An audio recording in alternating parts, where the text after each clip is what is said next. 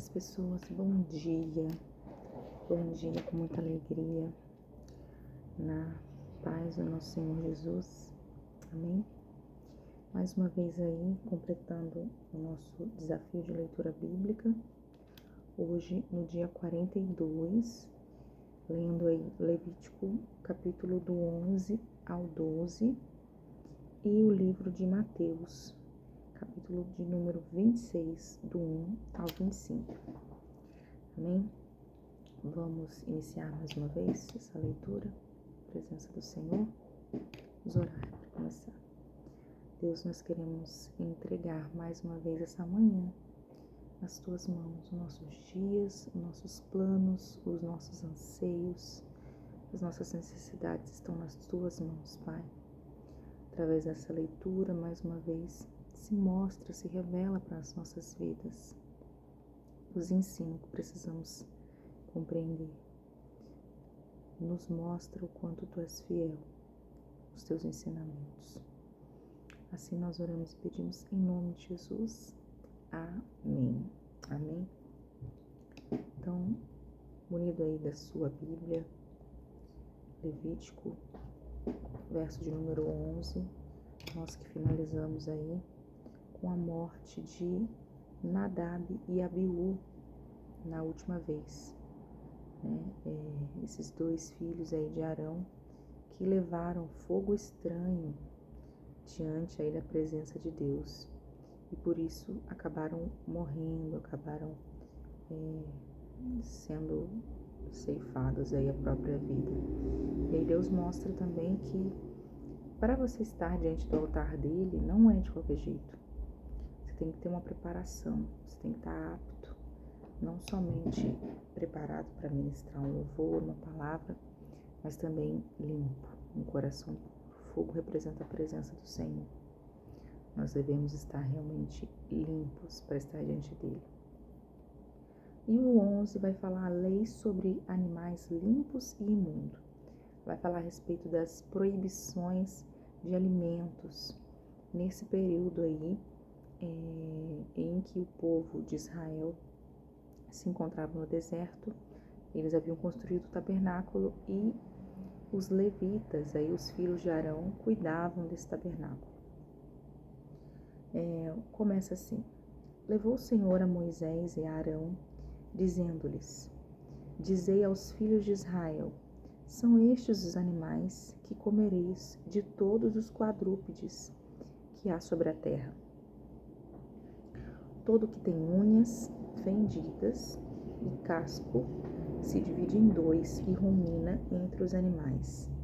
Esse comereis. Então aqui vai falar a respeito da fé dos antigos israelitas, né?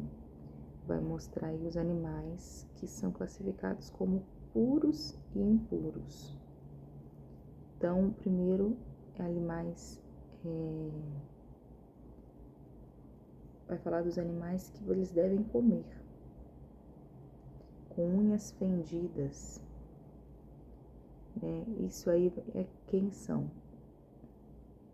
Unhas, saí do negócio aqui. Com unhas fendidas. Diz que são animais ruminantes, com casco fendido. São considerados aí puros. Eles devem ser consumidos. Então aí são os bois, as ovelhas, a cabra, são considerados aí parte da dieta desses animais. E aí fala que deste, porém, não comereis. Dos que não ruminam ou que têm unhas fendidas. O camelo, que rumina, mas não tem unhas fendidas, este vos será imundo. Então, carne de camelo, esqueça.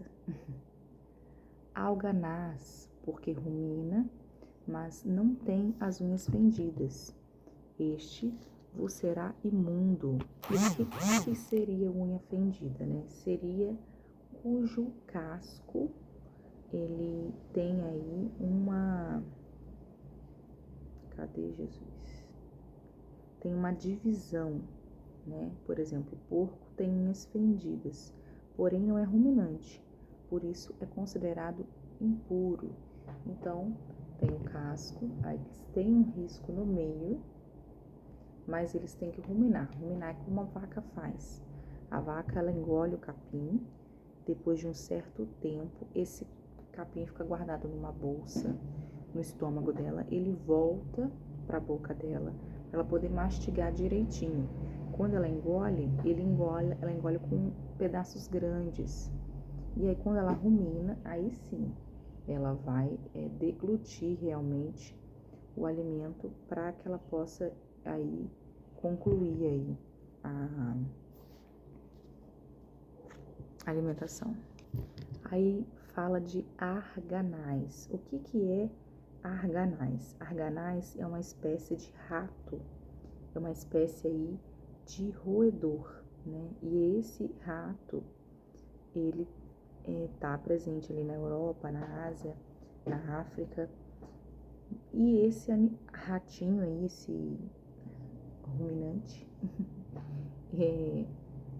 não pode ser considerado aí um animal limpo, era um animal imundo. Devia ter bastante, né?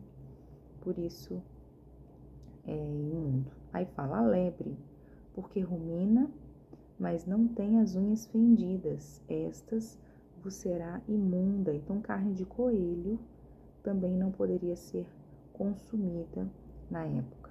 Fala também o porco, porque tem unhas fendidas e o casco dividido, mas não ruminas. Este vos será imundo. Da sua carne não comereis, nem tocareis no seu cadáver, pois vos será imundo. E aí fala nem no cadáver, no sentido de que não se contaminar com esse animal também, o morto, né? Era considerado uma contaminação você mexer com esse animal morto. Aí você tinha que fazer todo um ritual para você se descontaminar. E aí fala, da sua carne não comereis, nem tocareis, você será imundo. E aí o estudo continua, né? Fala do verso 9. De todos os animais que há nas águas, comerei o seguinte: dos que têm barbatanas, que escamas, nos mares e nos rios, estes comereis. Então, todos os que têm barbatanas eram permitidos. Então, camarões e lagostas eram proibidos. Mas barbatanas são peixes, né? Então, vamos lá, para a gente ver. Fala de todos eles comereis. Porém, tudo que não tem barbatana, nem escama, nos mares e nos rios, todos que exameiam as águas e todo ser vivente que há nas águas, estes serão para vós abominações. Então, por exemplo, camarões e lagostas eram proibidos, não eram considerados animais puros, eram animais aquáticos impuros. E aí, ser-vos-ão, pois, por abominação da sua carne, não comereis e abominareis o seu cadáver. Tudo que nas águas não tem barbatana ou escamas será para vós outros abominação. E agora das aves, né? Terceira subdivisão. Das aves estas abominareis, não se comerão, serão abominação. A águia, o quebratoço, a águia marinha, o milhano, o falcão, segundo a espécie, todo corvo, segundo a sua espécie, o avestruz, a coruja, a gaivota, o gavião, segundo a sua espécie, o mocho, o corvo marinho, a ibis, a gralha, o pelicano, o abutre, a cegonha, a garça, segundo a sua espécie, e a polpa e o morcego. Então aí, das aves, todas as aves de rapina que se alimentam de carniça, elas não eram permitidas para o consumo, né? Então, expande ainda mais aí a restrição dos alimentos. Na verdade, acho que toda galinha, toda ave, né? Ela come aí de restos que você der para ela. Acho que todo animal, se você der, ele faz consumo de restos. Por quê? Porque essas restrições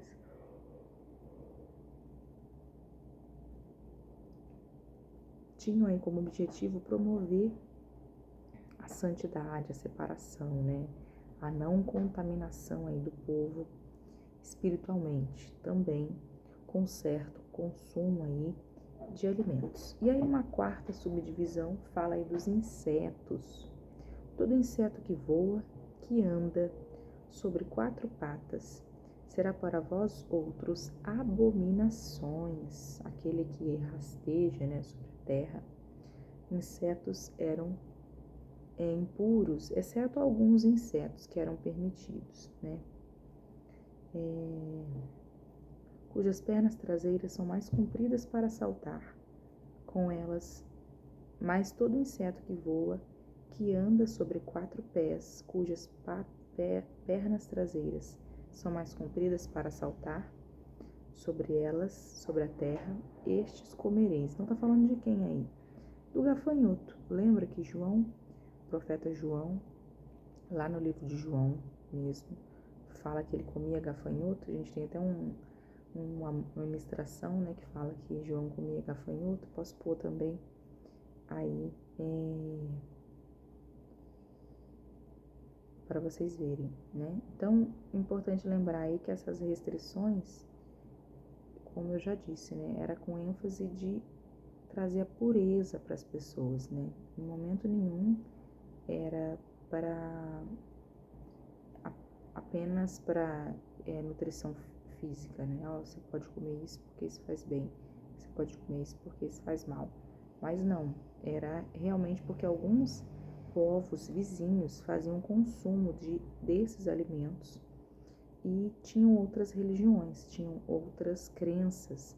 Então, se a ideia era reforçar que eles eram um povo de Deus, eles deviam ser santos, deviam ser separados, deviam ser diferentes, realmente, não só da boca para fora, mas em questão de leis, em questão de obediência, de devoção somente ao Deus de Israel, o Eu Sou, Yeshua.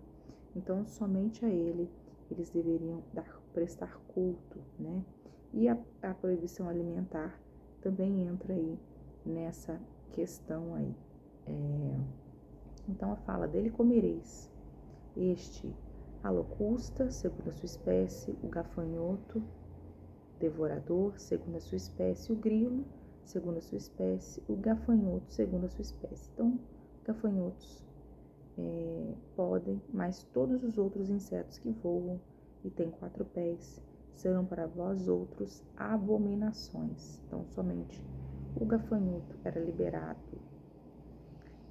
E por estes vos tornareis imundos. Qualquer que tocar seu cadáver será este à tarde. Qualquer que levar o seu cadáver lavará suas vestes e será imundo até a tarde. Então, como a gente foi falado, né?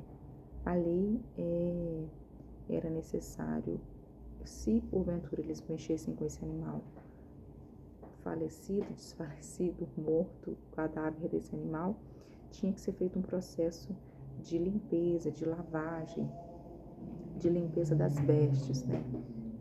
E da pessoa. E da pessoa em si.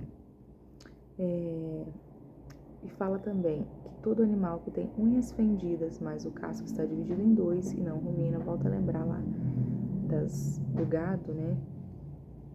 E quem tem unhas fendidas parece com o gado, mas não rumina, não pode ser comido, será imundo. Todo animal quadrúpede que anda na planta dos pés vos será por imundo. Qualquer que tocar o seu cadáver será imundo. Todo animal quadrúpede, já li. E o que levar o seu cadáver lavará suas vestes e será imundo até a tarde. Estes vos serão imundos entre os enxames de criaturas que povoam a terra: a doninha, o rato, o lagarto, segundo a sua espécie, o greco, o crocodilo da terra, a largatixa, o largato de areia e o camaleão. Então, eles não podiam também consumir esses répteis, né? Lagarto, jacaré, crocodilo, isso são répteis, né? A lei também proíbe aí toupeiras, ratos, crocodilos, camaleões, né? São bichos um pouco complicadinhos de comer mesmo, né? Mas como eu falei, além de eles acreditarem nessa questão das outras religiões que faziam o hábito de comer esses animais, também acreditava que eles transmitiam certas doenças, né? Mas cá entre nós, né? Com essa lei, não seria difícil de viver, não. Eu acho que tá de boa aqui, né? Você consumir ovos, você consumir aí carne de boi, o peixe em si. Por mim, eu estaria de boa. Daria para mim viver aí com essa dieta. E vai continuar dizendo: estes vos serão por imundo, estes todo o seu enxame de criaturas, porque os tocar, estando eles mortos, será imundo até a tarde. E tudo aquilo sobre que cair qualquer deles, estando eles mortos, será imundo, seja vaso de madeira, ou veste, ou pele, ou pano de saco, ou qualquer instrumento com que se faz qualquer obra, será metido em água e será imundo até a tarde.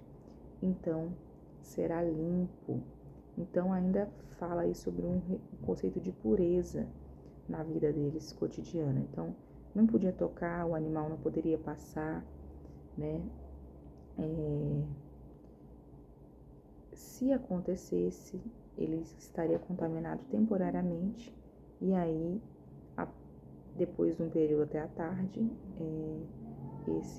esse utensílio, essa pessoa, ela poderia ter a oportunidade de se purificar ou esse utensílio ser lavado para poder voltar a ser utilizado. E tudo aquilo que cair, já li, e todo vaso de barro, dentro do qual cair qualquer coisa deles, o 33. Tudo que houver nele será imundo. O vaso quebrareis, todo alimento que se come, preparado com água, será imundo, e todo líquido que se bebe, com todo vaso, será imundo. E aquilo sobre o que cair alguma coisa do seu corpo morto, será imundo. Se for um forno ou um fogareiro de barro, serão quebrados, imundos são. Portanto, vos serão por imundos, porém a fonte ou cisterna em que se recolhem águas será limpa, mas quem tocar no cadáver desse animal será imundo. Se do seu cadáver cair alguma coisa sobre alguma semente de semear, esta será limpa. Mas se alguém deitar água sobre a semente, e se do cadáver cair alguma coisa sobre ela, vos será imundo. Então, achando aí detalhes aí sobre a questão do animal, né? Encontrando algo por cima, passando por cima, será imundo até o período da tarde.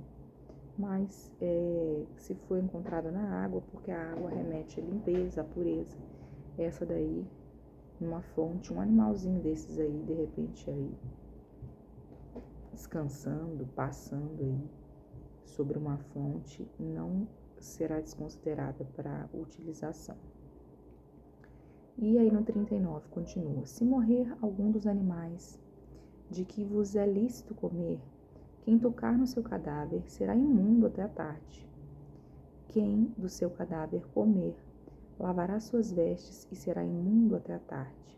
E quem levar o seu corpo morto, lavará suas vestes e será imundo até a tarde. Então, volto a dizer, né? A questão aí era realmente trazer pureza como um fundamento religioso, ou cumprir essa obrigação não somente na alimentação, mas como fundamento ali da religião. Você não pode mexer, se você matou um animal até o final da tarde, você também está contaminado, né? Parece esquisito? Parece um pouco, realmente, concordo com vocês. Né? Para os padrões que a gente tem hoje de modernidade, é um pouco estranho, né? Mas tenta entender aí essa questão da espiritualidade. Eles tentam aqui mostrar para nós a pureza dos rituais por conta das outras religiões. Então, os israelitas, como eu já falei, né? Eles eram especiais para Deus. Então, eles não deviam ter contato com esses animais aí mortos, impuros, né? Essa prática religiosa aí era algo que era muito buscado, trazia proximidade com Deus. Agora nós estamos falando sobre os objetos imundos, né? Também todo exame de criatura, enxame de criatura que povoar a terra, será abominação, não se comerá. Então aqui fala, por exemplo, uma nuvem, vários animais, tudo que anda sobre o ventre e tudo que anda sobre 4 patas, ou que tem muitos pés, entre todo enxame de criaturas que povoam a terra, não comereis, porquanto são abominações. Então, assim, as centopeias, que têm muitas pernas, né? Fala os répteis, as cobras, os lagartos, eles não deveriam ser comidos. Fala assim, não vos façais abomináveis por nenhum enxame de criatura, nem por elas vos contaminareis, para não seres imundos. Então aí volta a repetir, né, a questão da alimentação. Não se contamine com esses alimentos, se mantenha em santidade. Eu sou o Senhor vosso Deus, portanto, vós vos consagreis e sereis santos, porque eu sou santo, e não vos contaminareis por nenhum enxame de criatura que se arrasta sobre a terra. Eu sou o Senhor que vos faço subir da terra do Egito, para que eu seja vosso Deus. Portanto, vós sereis santos, porque eu sou santo. Essa é a lei dos animais e das aves e de toda a alma vivente que se move nas águas, de toda criatura que povoa a terra. Amém? Então aí volto a dizer, parece estranho, né? Mas a questão é manter eles limpos, manter ele com as práticas religiosas que não condiziam com outras religiões. Era para eles se manterem em santidade e em fé. Os valores eram um pouco diferentes, né? A questão dos animais, mas aí era fundamental eles manterem esse compromisso para poder obedecer, né? Em primeiro lugar, o que Deus havia incentivado e não se contaminar com esses bichinhos. Verso de número 12 vai dizer: purificação da mulher após o parto. Disse mais o Senhor a Moisés: fala aos filhos de Israel: se uma mulher conceber e tiver um menino, será imunda 7 dias, como nos dias da sua menstruação será imunda. E no 8º dia se circundará ao menino a carne do seu prepúcio. Então, uma mulher tinha um período aí de resguardo, vou colocar assim, de 7 dias. Ela não teria contato com outras pessoas, estaria separada, numa tenda separada, num local separado, e ficaria ali durante 7 dias, ela e o bebê. E o bebê, após aí o 8º dia, teria ali a marca da circuncisão, em que o órgão masculino receberia aí uma fenda na carne do seu prepúcio, né? Seria marcado quando pequeno.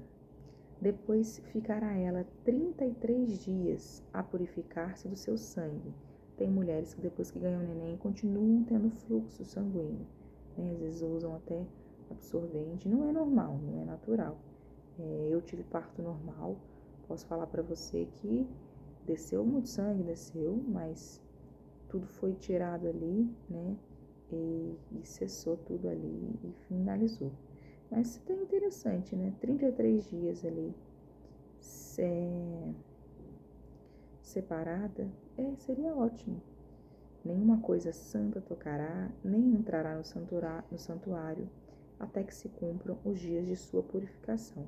Em contrapartida, se essa mulher estivesse muito cansada, né, e precisasse de alguém, uma rede de apoio, aí já ficaria um pouco complicado, né? Imagina, 33 dias isolada, seria complicado. Mas se tiver uma menina, será imunda 2 semanas. Então, um menino 7 dias e uma menina 2 semanas, como a sua menstruação. Depois ficará 66 dias a purificar-se do seu sangue. Olha só, se você tivesse uma menina, você poderia ficar mais tempo. Já 2 meses e pouquinho com a sua filha aí. Com essa coisa aí do sangue, considerando que você estaria imprópria aí para estar diante da congregação. E aí continua dizendo, e cumprindo os dias da sua purificação, por filho ou por filha, trará ao sacerdote um cordeiro de 1 ano por holocausto e um pombinho ou uma rolinha por oferta pelo pecado à porta da tenda da congregação. E o sacerdote o oferecerá perante o Senhor, e pela mulher fará expiação, e ela será purificada do fluxo de seu sangue. Esta é a lei da que der à luz, menina ou menino. Então, depois de completar aí 66 dias para meninas e 33 dias para meninos, aí eles deveriam fazer um sacrifício de um animal como oferta de purificação aí, de pecado. Mas se as suas posses não lhe permitirem trazer um cordeiro, tomará então 2 rolinhas e 2 pombinhos, um para o holocausto e o outro para a oferta pelo pecado. Então, um por agradecimento e outro para ser perdoado pelos pecados. Assim, o sacerdote fará expiação pela mulher e será limpa. Realmente, né? É para se pecar. Imagina você 33 dias isolado, sem ninguém para te ajudar. Se tivesse ganho uma menina, eu tive menino. 66 dias isolado, era para xingar Deus e o mundo mesmo, né? Gente, é muito complicado a gestação, né? Só quem teve o filho sabe o quanto a gente precisa de ajuda, de apoio, né? A gente fica extremamente cansada, extremamente esgotada.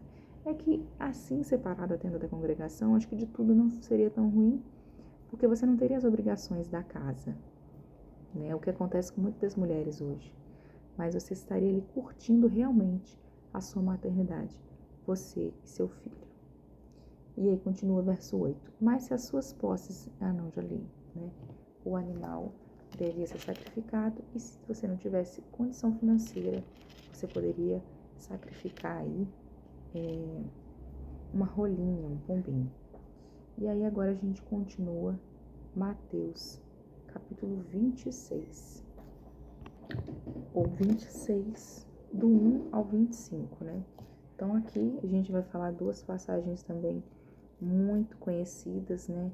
A respeito aí de Jesus comentar que a morte dele era vinda, e a última ceia, né? A traição aí de Judas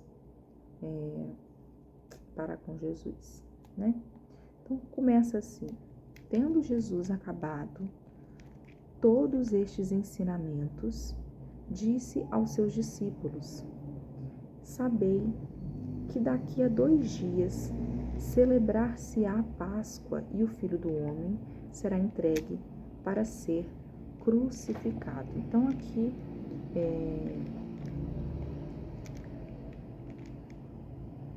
a gente vai ver a respeito do momento em que ele relembra, né, a Páscoa que era uma festa comemorada desde lá do Êxodo e foi instituída para celebrar ali a libertação do povo da escravidão no Egito, né? Então, gente, será que eu li o outro? Ali sim. Deixaste vir a mim os pequeninos, os justos para a vida eterna. Falei da última vez no 25 que a gente deve cuidar do órfão, da viúva, né? Que é como se fosse o próprio Jesus passando por necessidade. A caridade também é algo enfatizado. Isso no 25, que a gente falou da outra vez. E no 26 aqui, ele vai falar que está chegando o dia da Páscoa. 2 dias para a Páscoa. Segundo domingo de abril, mês de Abibe, né? Que era comemorada a Páscoa na época de Jesus, né? E aí fala que o Filho do Homem será entregue. Então ele já avisa para os discípulos: olha, vai haver um momento em que eu vou ser entregue para ser crucificado. A crucificação era algo conhecido, era algo ali, um estilo de morte para que houvesse humilhação mesmo, era somente levada a grandes malfeitores, né?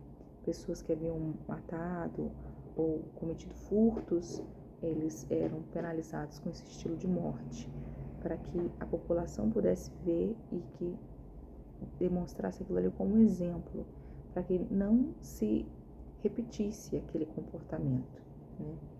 Então ele dá uma relembrada aí pra galera: gente, eu já falei, mas eles não compreendiam, né? Então o verso 3 ele vai dizer, então os principais sacerdotes e os anciãos do povo se reuniram no palácio do sumo sacerdote chamado Caifás e deliberaram prender Jesus, a traição e matá-lo, mas diziam: não durante a festa, para que não haja tumulto entre o povo.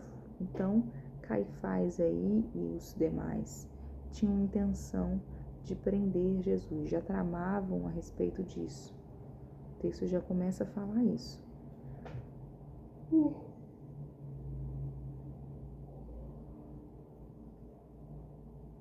Era iminente, a morte aconteceria a qualquer instante, a qualquer momento. E já havia aqueles que tramavam, não de agora, mas desde sempre, né? Até enquanto eles pregavam, eles estavam ali tentando achar pelo em ovo, tentando incriminar Jesus de qualquer maneira, conspirar contra ele. E aí continua.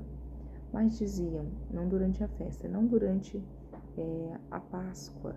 Vamos deixar a Páscoa passar para não atrapalhar aí o momento de celebração dos judeus, né? Eles não queriam demonstrar aí desrespeito ao costume da época. E, ora, estando Jesus em Betânia, em casa de Simão, o leproso, aproximou-se dele uma mulher, trazendo um vaso de alabastro, cheio do precioso bálsamo, que lhe derramou sobre a cabeça, estando ele à mesa. Vendo isto, indignaram-se os discípulos e disseram: para que este desperdício? Pois este perfume podia ser vendido por muito dinheiro e dar-nos aos pobres. Aqui aquela mulher fala: eu quebro meu vaso aos teus pés, os pés do meu amado. Então ela estava ali ungindo já o corpo de Jesus, sem mesmo ela ter esse entendimento, né? O próprio Jesus fala isso. Mas Jesus, sabendo disso, disse-lhes: Por que molestais esta mulher? Ela praticou boa ação para comigo, porque os pobres sempre os tendes convosco, mas a mim nem sempre me tendes, pois derramando este perfume sobre o meu corpo, ela o fez para o meu sepultamento. Em verdade vos digo, onde for pregado em todo o mundo este evangelho, será também contado o que ela fez por memória sua. E é verdade, né? A gente até hoje prega sobre essa mulher que foi ali diante do Senhor e ungiu a ele, né? E ela estava preparando ele aí para esse momento, para esse desafio que aconteceria com o nosso Jesus. E aí continua. Então, um dos 12, chamado Judas Iscariotes, indo ter com os principais sacerdotes, propôs: Que me quereis dar? Eu vô-lo entregareis, e pagarei-lhe 30 moedas de prata.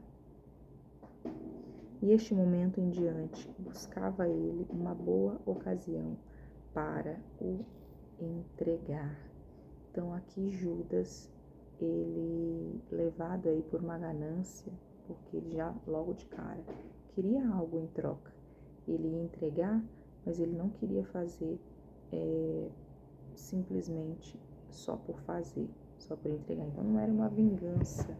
Eu quero me vingar de Jesus, eu não gosto de Jesus. Não, era uma ganância.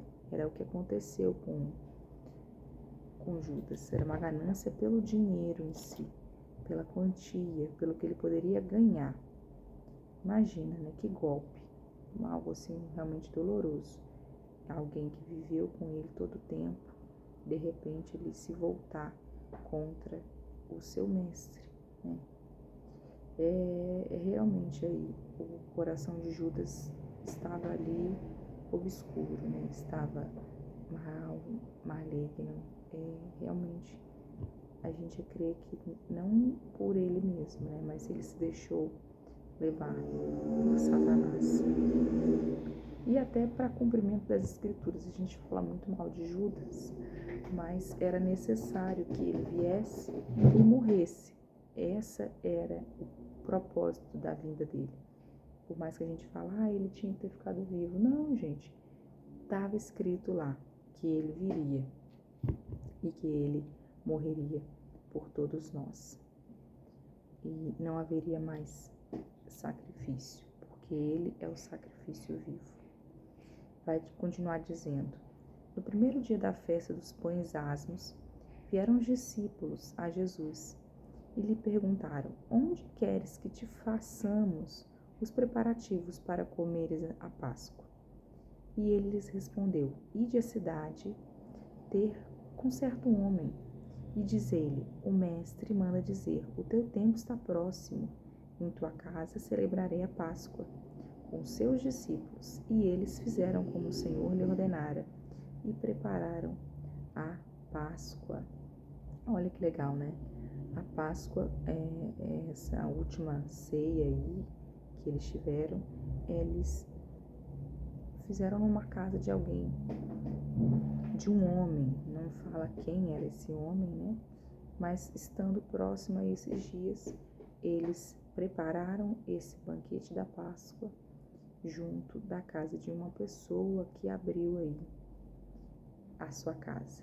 Então, continua dizendo, ao chegar na tarde, até o 25, pôs-se ele à mesa com os 12. Enquanto comiam, declarou Jesus: Em verdade vos digo que um dentre vós me trairá. E eles, muitíssimos contristados, começaram um por um a perguntar: Porventura sou eu, Senhor?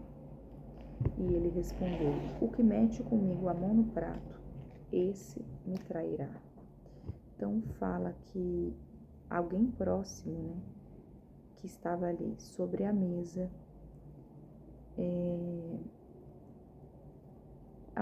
algum deles trairia Jesus. O Filho do Homem vai, como está escrito a seu respeito, mas ai daquele por intermédio de quem o Filho do Homem está sendo traído, porque ele fora não haver nascido. Então Judas, que o traía, perguntou: Acaso sou eu, mestre? Respondeu-lhe Jesus: Tu o disseste. Então Jesus aí já dá uma de sarcástico: Sou eu. Todo mundo estava perguntando, tudo bem, talvez era para parecer que era mais um que estava perguntando, mas ele sabia, né, que seria Judas Iscariotes. E aí ele fala: se a carapuça serviu, já são palavras minhas, né? Mas ele sabia que ali era o último momento com os discípulos, né? E aí ele aponta para Judas: Judas, é você mesmo. Você vai ser essa pessoa que vai me trair, né? E ele realmente aponta para Judas. Não tem como Judas falar que não ia ser ele, que não tinha jeito, né? Todos eles íntimos, era difícil, mas nós sabemos que era necessário. Até aqui, então, hoje no 25, seguimos até aqui e vamos agradecer, então, mais uma vez e seguimos para a próxima. Amém? Pai, nós queremos dar graças mais uma vez e agradecer pelo Teu Filho que morreu por nós na cruz. É pelo amor dele, é tudo por ele, é tudo para ele. Nós reforçamos isso nas nossas vidas. Nós colocamos aí todo o sacrifício que foi feito para que não houvesse contaminação tanto do ambiente quanto da pessoa.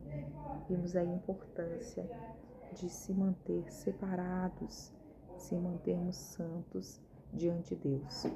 E assim nós colocamos as nossas vidas, Senhor, diante de Ti, para que o Senhor nos purifique, nos lave, para que o Senhor nos cure em nome do Espírito Santo de Deus. Obrigado, meu Pai.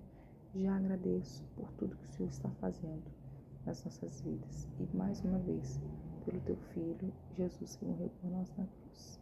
Aleluia. Amém? Então é isso, finalizamos aí o dia 42.